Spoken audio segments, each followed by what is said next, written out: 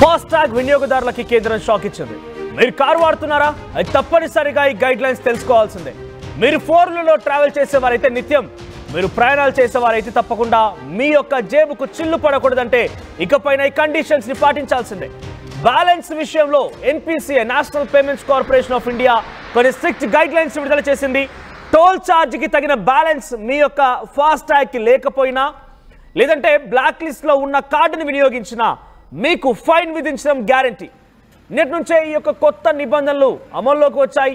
నిన్నటి నుంచే ఈ యొక్క నిబంధనల్ని అమల్లోకి తీసుకొచ్చినటువంటి కేంద్రం ఇప్పుడు తాజాగా మార్గదర్శకాలకు సంబంధించి మీకు చెప్తున్నాను. నేను టోల్ బూత్ల వద్ద వాహనాల రద్దీకి బ్లాక్ లిస్ట్లో ఫాస్టాగ్లు, లో బ్యాలెన్స్ వంటి కారణాలతో ఎన్పిసిఐ కొత్త నిబంధనలు జారీ చేసినట్టు తెలుస్తోంది.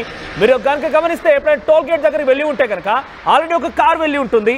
ఆ కార్లో సరైన రీఛార్జ్ లేకపోయినా ఆ కార్డు ఆల్రెడీ ఆ ఫాస్టాగ్ ఏదైతే కారు వాడుతుందో ఆ ఫాస్టాగ్ కార్డు కనుక ఎక్స్పైరీ అయిపోయినా, లేదంటే కారు ఉపయోగంలోకి లేకపోయినా, ఆ కార్డు ఉపయోగించకపోయినా కూడా చాలాసేపు గంటల తరబడి కొన్ని కిలోమీటర్ల మేర ట్రాఫిక్ నిలిచిపోవాల్సి వస్తుంది.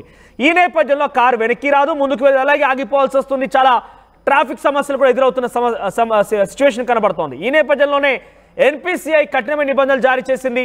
బ్లాక్ లిస్ట్లో ఉన్న కార్డులను వినియోగించినా, మీ కార్డు ఎక్స్పైర్ అయిపోయినా, మినిమం రీఛార్జ్ 100 మెయింటైన్ చేయకపోయినా అది పక్కాగా బ్లాక్ లిస్ట్లోకి వెళ్తుంది. మీకు జరిమానా తప్పనిసరి.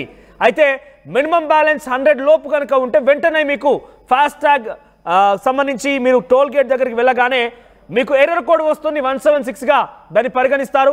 వెంటనే మీరు 10 నిమిషాల లోపు కనుక రీఛార్జ్ చేసుకోకపోతే మీ జేబుకు చిల్లు పడ్డట్టే, మీరు ఫైన్ తప్పకుండా కట్టాల్సిందే. ఇక